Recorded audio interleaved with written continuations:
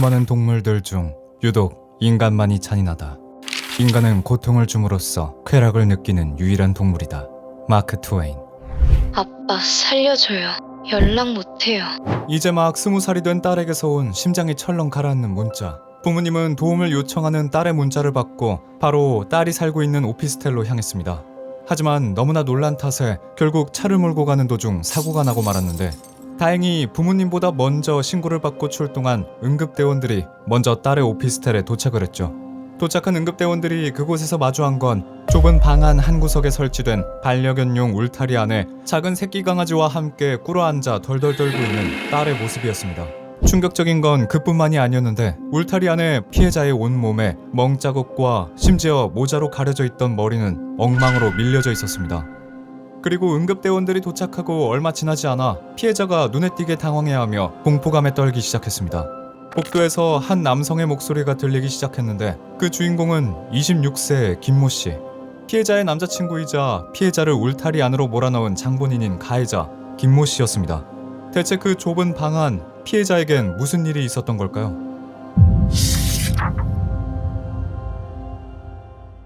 피해자와 가해자 김모 씨는 1년 반 동안 사귀어온 연인 사이였다고 합니다. 심지어 피해자의 부모님 또한 연애 기간 동안 2차례 가해자를 만난 적이 있다고 말했죠. 부모님이 보기에도 가해자에겐 아무런 문제가 없어 보였다고 합니다. 183cm의 큰 키에 깔끔한 외모. 아마 누가 보더라도 가해자는 호감형에 가까운 외모였을 겁니다. 가해자를 본 사람들은 그의 외모가 모델형 같다고 하니 말이죠. 심지어 남들이 보기엔 다정했고 여자친구에게 잘해주는 남자친구였다는데, 김모 씨의 준수한 외모 속 진짜 얼굴을 아는 건 피해자 한 명뿐이었습니다. 단 둘일 때 둘 사이에 다정한 남자친구는 없었습니다. 피해자의 증언에 따르면 가해자는 피해자에게 폭언과 폭행을 한치의 스스럼 없이 자행하는 인면수심의 학대범이었습니다. 그는 다른 남자를 보지 말라는 이유로 피해자를 통제하려 했죠. 피해자 부모님의 인터뷰에 의하면 사건이 있기 한 달 전부터 피해자는 부모님에게 남자친구 김모 씨와의 동거를 허락해달라고 했다고 합니다. 당연히 부모님은 이제 막 20살이 된 만 19세의 딸이 남자친구와 동거를 한다는 걸 허락해주지 않았는데, 피해자는 이상하다시피 동거 문제로 부모님을 보챘고 끝내 쪽지 하나만 남긴 채 집을 나온 피해자. 안 그랬던 딸이 이상행동을 하게 된 원인은 모두 가해자 김모 씨 때문이었습니다. 날 위해 부모도 못 버려? 집 안 나오면 죽여버린다. 김모 씨는 피해자가 다른 남자를 만나지 못하게 하기 위해 동거를 강압적으로 요구했다고 합니다. 같이 살면서 24시간 감시하겠다는 거였죠. 심지어 가해자는 목록까지 만들어 피해자에게 지키라고 강요했는데, 그 내용을 보면 이건 단순히 연인 관계가 아닌 주종 관계에 가까워 보이기까지 했습니다. 첫 번째, 말 2번 하게 하지 않기. 두 번째, 말할 때 다른 거 하지 말고 집중하기. 세 번째, 알았어라고 대답하기. 네 번째, 남자에 대해 어떤 언급도 안 하기. 다섯 번째, 최대한 붙어있기. 아무리 봐도 애정에서 어린 부탁이 아닌 지배자가 피지배자에게 복종을 요구하는 것만 같습니다. 실제 피해자가 오피스텔을 구할 나머지 돈을 은행에 대출을 받을 때도 가해자는 곁에서 피해자를 감시하는 듯 예의주시하는 모습이 은행 CCTV에 남아있었죠. 그런 가해자에게 등 떠밀린 피해자는 집을 나오게 됐고, 그 후로 부모님과 연락을 하지 않았다고 합니다. 피해자의 부모님은 남자친구인 김모 씨에게도 딸과 연락이 안 된다고 무슨 일이 있는 건 아니냐고 연락을 했지만, 김모 씨 또한 아무런 답장도 하지 않았죠. 그렇게 연락두절이 된 피해자는 부모님께서 자신의 이름으로 들고 있던 적금을 깨 가해자와 함께 살 오피스텔을 구하게 됐는데, 이 오피스텔을 구하는 것도 선택권은 가해자에게 있었습니다. 가해자가 그 많은 선택지에서 신축 오피스텔을 구한 이유는 단 하나. 아직 들어온 세대가 없는 건물에서 이웃의 민원 걱정 없이 피해자를 폭행하기 위함이었고, 그렇게 피해자에겐 지옥과도 같은 동거 생활이 시작됐다고 합니다. 넌 사람이 아니니까 저 개랑 똑같은 취급을 받아도 돼. 김모 씨는 피해자와 거의 강제나 다름없는 동거를 하면서 피해자에게 폭언과 폭행, 거기다가 입에 담지도 못할 기괴하고 끔찍한 짓을 저질렀다고 합니다. 그건 피해자의 증언대로 인간 취급이 아닌 짐승에게 하는 것보다도 못한 취급이었죠. 김모 씨는 피해자를 폭행하는 걸 촬영하기도 했고, 피해자가 거슬리는 행동을 하거나 피해자가 자신에게 도망치지 못하게 피해자가 키우는 강아지에게 해코지를 하겠다는 협박을 하기도 했습니다. 네가 만약 신고를 해서 내가 감옥 가면 나오자마자 너 먼저 죽이러 갈 거고 네 얼굴에 염산 할 거야. 심지어 돈이 많은 자신의 부모를 들먹이며 본인의 아버지가 깨끗한 일만 하는 사람이 아니기 때문에 널 어떻게든 죽일 거라는 협박도 했다고 하죠. 넌 너는 부모도 버린 년이니까 어디 갈 데도 없고 내 옆에서 그냥 맞으면서 살아야 해.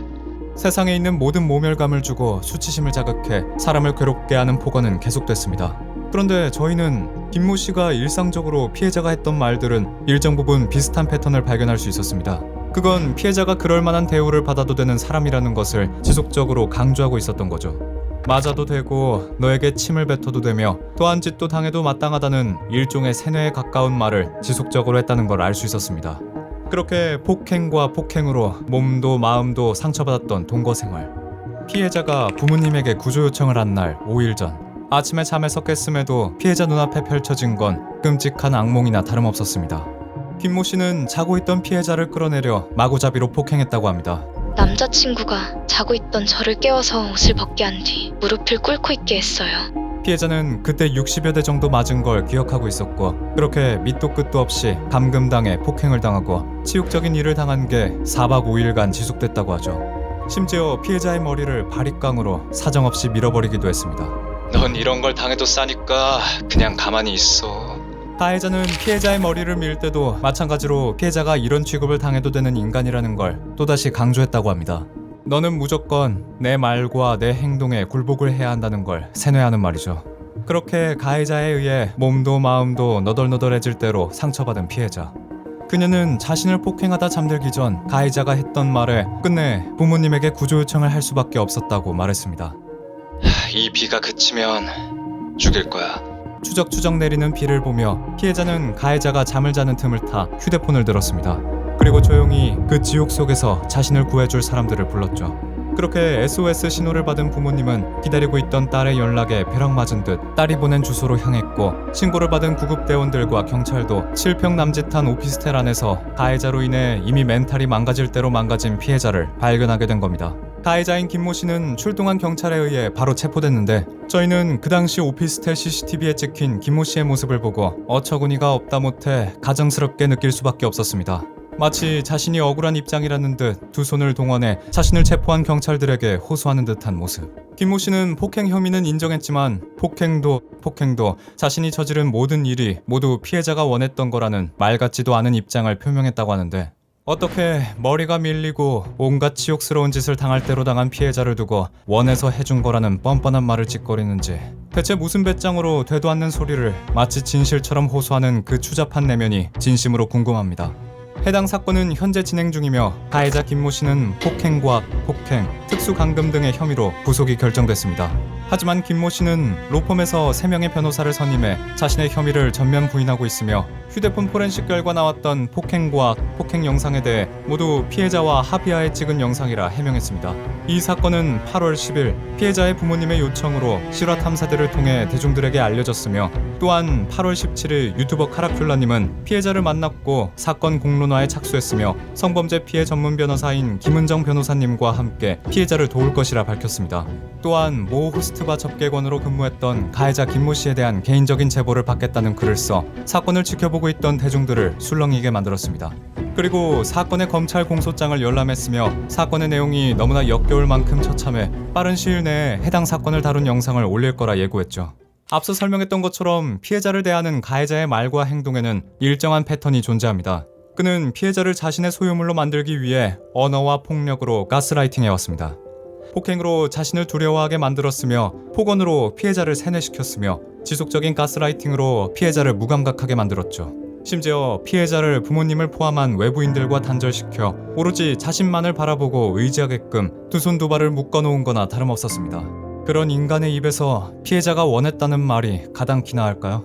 피해자가 그동안 빨리 도움을 요청하지 못하고 그저 가해자가 하는 대로 끌려오고 굴복했던 건 모두 점진적이고 극단적으로 피해자를 가스라이팅을 해온 가해자 김모 씨의 잘못입니다. 처음엔 피해자도 가해자의 집착을 사랑이라고 생각했는지도 모릅니다. 나를 사랑해서 나를 소중하게 생각하니까 나를 걱정해서 그렇겠지라고 생각하게끔 처음엔 가해자도 가만히설로 피해자를 대했겠죠. 그런데 그게 너를 사랑한다는 이유로 폭언이 튀어나오고 네가 잘못했다, 네가 이렇게 만들었다는 이유로 폭력이 됐을 겁니다. 이렇게 한 사람을 무력하게 만들어 놓고 문제의 원인을 피해자에게 떠넘기는 비열하고 졸렬하기까지 한 가해자. 10일자에 방송된 실화탐험대 방송에 의하면 가해자는 뜬금없이 경찰 조사 당시 경찰에게 거울을 달라 요청해 거울에 비친 자신의 모습을 봤다고 합니다. 전문가는 이 행위를 보고 나르시즘, 즉 자기애정 행동이라고 말했는데요. 구속이 확정이 된 그 순간에 자신의 얼굴을 거울로 비춰보면서 위안과 안정을 얻은 거라고 말이죠. 또한 10일자 방송된 실화 탐사들을 보고 사람들이 분노했던 이유는 가해자가 저지른 범죄 내용뿐만이 아니었습니다. 가해자를 신고하기 위해 범죄 내용이 담긴 CCTV의 열람을 부탁하는 피해자의 부모님에게 너무 귀찮다는 말을 한 오피스텔 관리인 또한 자신이 그래야 하는 의무가 없다고 말한 편의점 본사 직원, 그리고 사람을 죽인 것도 아닌데 대대적으로 보도될 정도로 자신의 아들이 흉악범이 아니라 가해자를 옹호하는 그의 부모, 가해자의 아버지란 사람은 해당 사건을 두고 단순한 데이트 폭력이라 말했습니다. 한 가지 말하고 싶은 건 당신들도 당신들의 아들도 모두 이 사건에 대한 죗값을 어떻게든 받을 것이며 평생 두고두고 이 일을 후회할 것이라는 겁니다. 부디 피해자가 고작 자신보다 약한 사람을 찍어 눌러 힘을 느끼는 찌질한 무례한에게서 받은 충격과 상처를 정말 자신을 사랑하는 가족들 품 안에서 치료받고, 가해자는 자신이 피해자에게 줬던 고통의 몇 배가 되는 괴로움을 느끼며 태어난 것조차 후회하길 바랍니다.